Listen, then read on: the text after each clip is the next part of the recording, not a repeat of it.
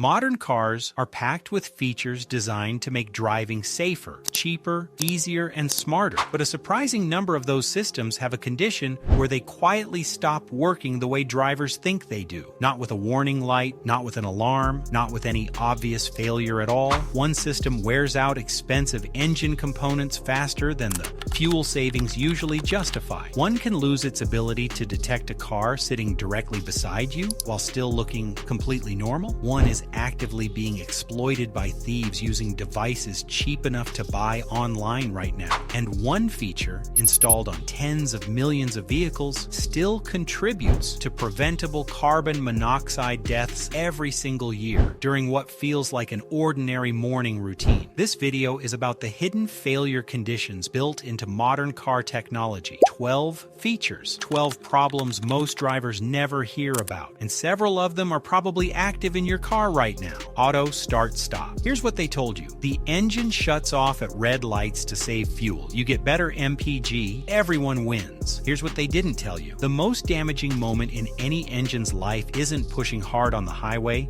It's the first few seconds after a cold start, when oil pressure hasn't rebuilt yet and metal is running against metal. Normally, that happens once a day. With start-stop active in city traffic, it's happening 30, 40, 50 times before lunch. The system was redesigned around this. Upgraded starters, AGM batteries, revised oil delivery. The problem is what those cost to replace. The battery alone runs 2 to 3 times a conventional unit. The starter wears faster than anything under a standard commute. And the fuel savings? For highway-heavy drivers, the math almost never recovers the replacement cost. There's a button on your console that turns this off. Some vehicles let you make it permanent. If most of your driving is open road, find that setting, because what happens to your engine when deactivation is involved is genuinely worse. Cylinder deactivation. For V8 trucks, large SUVs. When you're cruising light on the highway, the system quietly shuts off half your cylinders to save fuel. You barely feel it, that's the point. But those deactivated cylinders keep cycling, pistons still moving, no combustion heat. The oil behavior inside those cylinders runs completely differently from the ones still firing. And over time, that inconsistency accelerates deposits, increases oil consumption, and wears out the very valve train hardware managing the whole process. General Motors issued extended warranty coverage on specific V8 engines after this failure pattern became widespread enough that they couldn't ignore it anymore. The warning signs were subtle: minor vibration at cruise speed, a slight hesitation when cylinders kicked back in, gradual oil consumption that never quite tripped a dashboard alert. By the time it was obvious, the warranty was already closed for most owners. Look up your specific engine platform's service history. If you're still in coverage, this is the research to do now. But here's the thing about sensors that fail silently. This next one is almost worse because it fails at the exact moment you trust it most. Blind spot monitoring. An HTSA confirmed it. Blind spot monitoring reduces lane change crashes on vehicles where it's working correctly. The word is working. The failure no one talks about isn't the false alarm. An alert that fires for no reason is annoying. That's it. The dangerous failure is the opposite. Heavy rain,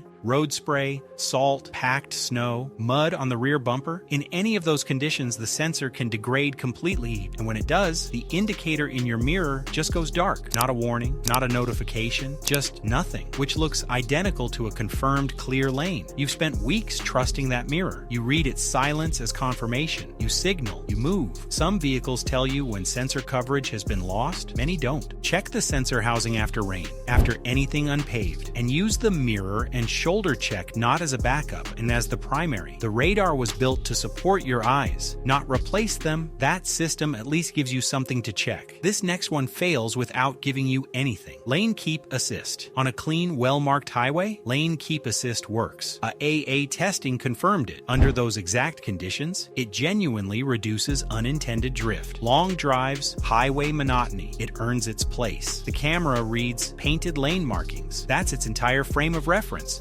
Faded paint, construction zones, rural roads, rain. None of those changes how the system displays to you. It just changes whether the camera has accurate data or not. Some implementations disengage cleanly when markings disappear. Others keep making steering inputs on incomplete information. So you move wide to clear a cyclist. The car pulls back. You steer around debris in the lane. It corrects you. It's treating your deliberate input as a mistake. Know the roads it handles. Know where the off button is before you're in a situation where you need it. And while we're on things that can catch you off guard on the highway, Adaptive Cruise has a problem that builds up over a single winter drive. Adaptive Cruise Control, the gap it's maintaining between you and the car ahead. The radar sees it, it monitors it, it adjusts your speed accordingly. Two things matter here. First, when another vehicle cuts into that gap aggressively, the system has to detect the new car, calculate the new distance, and start decelerating, all within a response window that varies by generation. In a fast cut-in, that lag can be longer than what an attentive driver would need. On older systems, it's measurable. Second, and this one, builds up invisibly. The radar unit lives behind your front grille or lower fascia. One winter drive can pack ice and compacted snow into that housing. The system keeps running. It keeps showing normal, but its ability to detect a vehicle cutting in front has quietly degraded. No warning. You'd have no idea. Before any long drive in weather that could clog that fascia, a quick manual check is worth 30 seconds. Auto high beams have a similar blind spot, and it shows up in the exact conditions where it matters most. Auto high beams, straight road, clear night, identifiable headlights ahead. The system works fine, switches when it should, restores when it should. Rain, fog, snow,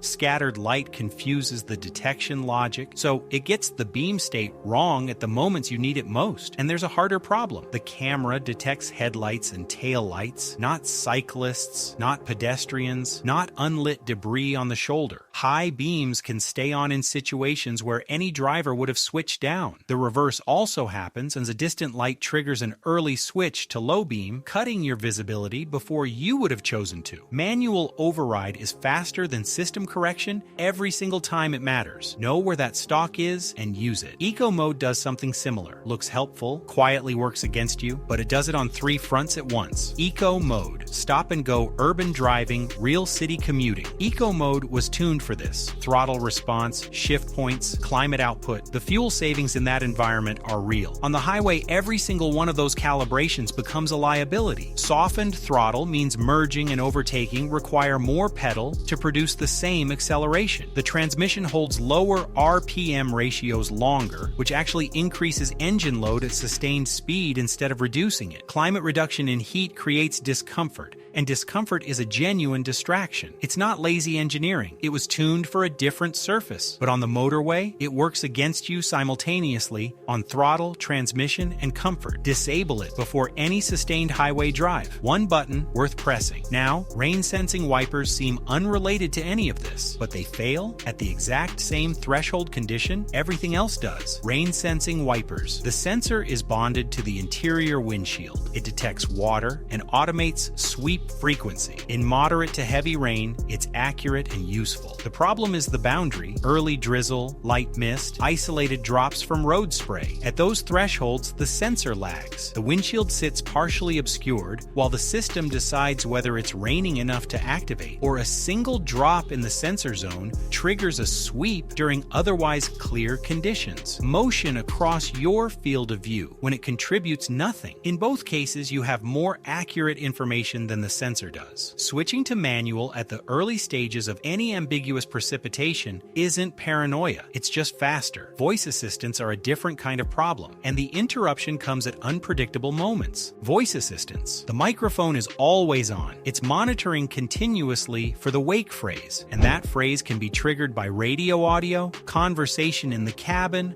or road noise that falls within the right frequency range. The privacy side of this is a separate conversation. Manufacturer policies on audio clip retention vary, and the specifics are in terms most owners have never opened. The immediate problem is simpler. Unintended activations interrupt you without warning. The system responds mid-sentence. It speaks over an active call. It initiates a dial sequence during a lane change. In calm driving, that's annoying. In a complex interchange, sudden heavy traffic, deteriorating conditions, the same fraction of divided attention carries a completely different cost. Every built-in voice assistant can be fully silenced through audio settings without affecting anything else in the vehicle. If it activates unintentionally more than once a week, that setting is worth finding today. What comes next is being actively exploited right now on your street. Keyless entry and relay theft. Your key fob doesn't require a button press. The car detects its proximity. You approach, it unlocks. You press the start button, it starts. That proximity detection is the entire attack surface. 2 people, 2 2 small devices, relay amplifiers, cheap, commercially available, not difficult to find. One person stands near your front door, one stands near your car. Device 1 captures the fob signal through the wall. Device 2 retransmits it to the vehicle outside. Your car receives what looks like a valid proximate fob. It unlocks. If there's no additional physical confirmation required, it starts. No key, no forced entry. Your car's own authentication system opens the door. The countermeasures are inexpensive and they work. A Faraday pouch blocks fob transmission when it's stored at home. Keeping the fob away from exterior walls reduces transmission range. Some fobs include a motion sensor that disables the signal when stationary. If yours has this, it's worth enabling in the settings. This isn't a theoretical attack. It's documented, prosecuted, and happening across every major brand right now. Over-the-air updates are the last feature on this list, and the risk there is different, but it's real. Over-the-air updates, navigation,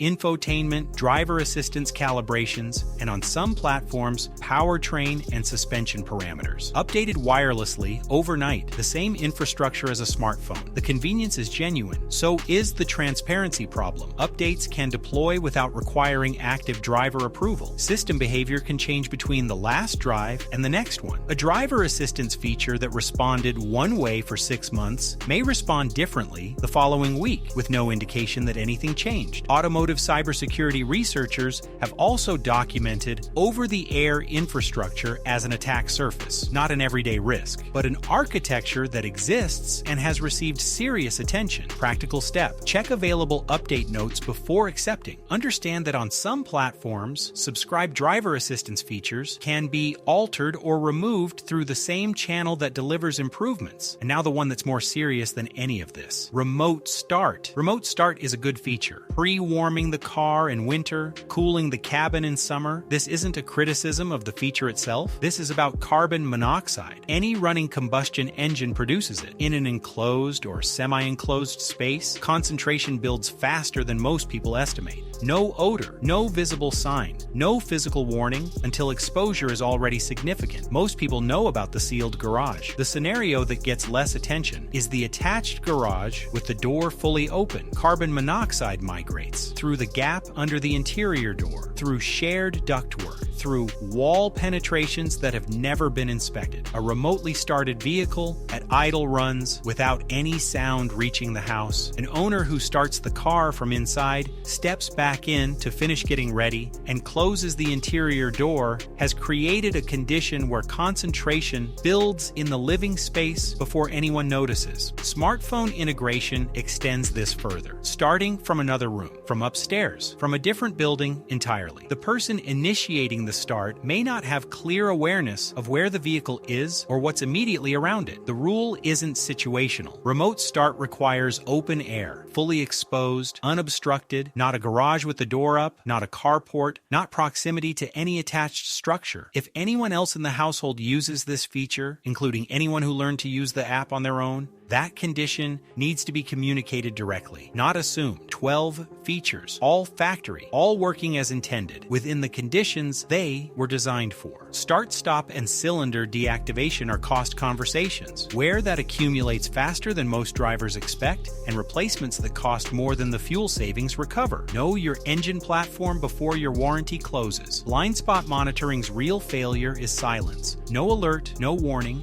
just a clear indicator that no longer means clear. The shoulder check exists for this. Lane keep assist has a surface boundary. Outside it, it resists your inputs. Adaptive cruise has a sensor obstruction risk that generates nothing on the dashboard.